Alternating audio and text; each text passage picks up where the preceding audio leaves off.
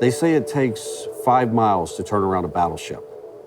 Well, I want to be the battleship that can turn around like a speedboat. Over the past 2 seasons of Business Schooled, we visited companies across the country to hear their stories of growth and change. Now, as things change faster than ever, we're checking back in with them to see how these incredible entrepreneurs are adapting. I'm Soraya Darabi, and this is Business Schooled, Changing Course, a series by Synchrony. My guest today is Jason Adams, the president of HomeZone Furniture, a family-run company with 18 stores around Texas and Oklahoma. Jason grew the business from a single wholesale warehouse in a Dallas suburb to one of the top 100 furniture retailers nationwide. HomeZone is all about the in-store, in-person experience. So when Texas closed all non-essential businesses in March, suddenly their entire philosophy was tested. I'm catching up with Jason to understand what that meant for his business and how he's adapting. Jason, when you first saw what was happening with COVID, did you have a gut feeling about what that meant for HomeZone? Right away, I thought, we better start communicating with our team. Even if we didn't know what to say, we were meeting with them and talking, and the store opened at 12 on Sunday, and I remember by 12:15, we were shut down. The city had just given us the word, and it was like, holy cow, the reality set in. I remember Monday, immediately, I called in my number 2 person. I said, I think we have to prepare for zero. I think we have to prepare that we're gonna lose every store. At that point, you put on your CFO hat first and foremost. And I spent 2 or 3 days in the accounting department. So we looked at every expense for 2 or 3 days and cut where we could. And a lot of companies were putting together 2 or 3 week plans, and I thought, I don't think this is a 2 or 3 week deal. I came up with a 12-week plan, and I thought if we could take HomeZone through a 12-week plan, and it's gonna be tough, it's not gonna be a diet, we're gonna be fasting. With the pandemic forcing you to be offline and away from your stores, did it give you more of a chance to focus on your internet presence? Markets where we were totally closed, we developed virtual shopping.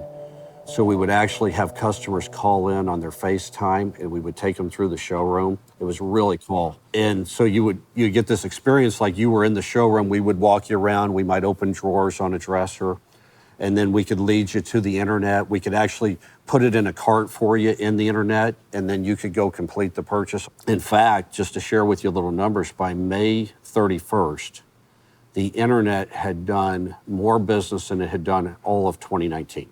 And you've been through hard times before, so I'm sure some of those past experiences informed how you adapted to this challenge.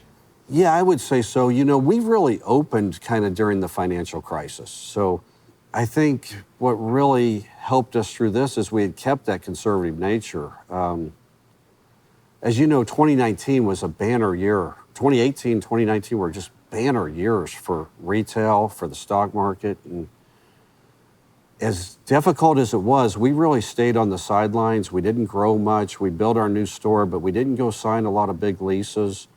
In fact, we didn't sign any. And I'm grateful that we didn't, because as it's been said, in good times prepare for bad, and in bad times prepare for good. For us, we always want to be the big company that thinks small. They say it takes 5 miles to turn around a battleship. Well, I want to be the battleship that can turn around like a speedboat. And so that's core to our values. I know how important community is to HomeZone. Can you talk to me about your restaurant matching program?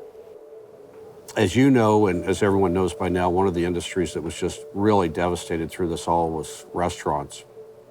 And we just kind of put our heads together as a team and thought, what can we do in our communities to help? And the one thing we had was product.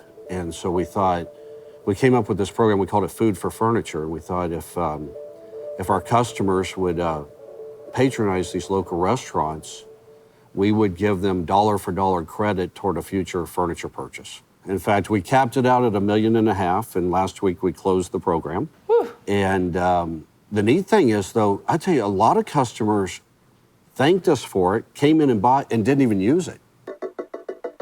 I know the customer experience is so important to you. I'm going to play a clip if that's okay. Sure. What we've been real successful doing is that we value those relationships, and we've built those relationships since the conception. One of our core philosophies is that nobody will ever get hurt doing business with us. And it's really paid us in dividends because we have a terrific reputation and people want to do business with us. It's clear that even as time has changed and you throw in a pandemic, you're still putting the customer first. Jason, you do so much for your employees. We wanted to do something for you today. Someone at Home Zone has a message to share. Hi, Jason. My name is Alma. I'm from the Cedar Hill location. And I've really had a great time working here. You know, through the COVID, I feel like that really showed your strength as the leadership. You know, you found a way to try to keep us on staff, always kept us with work going. And that's definitely meant a lot to us. It helped, you know, keep our head above water and help bring our teams back much quicker, which, you know, we definitely appreciated and felt like we came back stronger than ever. And, you know, working here from Home Zone, I've been here 3 years. It's meant like everything. The fact that there was opportunity for growth, the fact that this company has such a big heart, and just like kind of everything that entails with that, and being able to use like the interpersonal skills. This has really been a dream job, and I couldn't have it any other way. Thank you. You're not supposed to do that. You know I get emotional. Oh, and what did that feel like to hear that your employees notice how much you care? There's no words. Thank you. Thank you. It's hard to say. Thank you. Jason, what's the lesson here? What have the last few months taught you? You know, there's dozens of takeaways. But as I really reflect on it, there were 3 really important lessons. When this first happened in late March, every one of our major suppliers, every one of them called me up and said, whatever you need, we're here for you. And the first thing I learned was that in times of great crisis, maybe your greatest asset is your reputation. The second thing I learned was probably, you hear people say that crisis builds character, but I don't think it does. I think it reveals character. And in that moment, I realized that the character of our team was beyond anything I could have expected. And the third thing I learned was, you know, I watched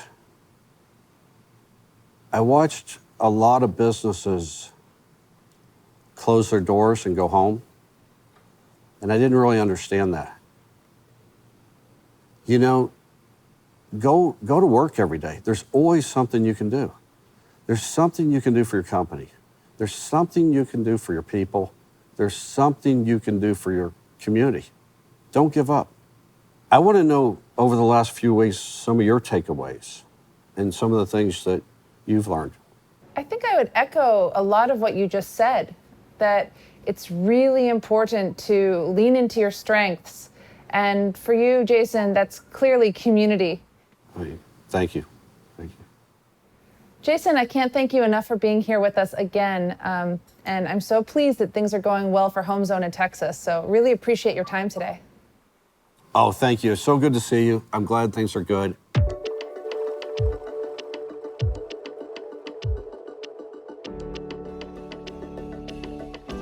Keep watching to see how other business owners like Jason adapted their businesses.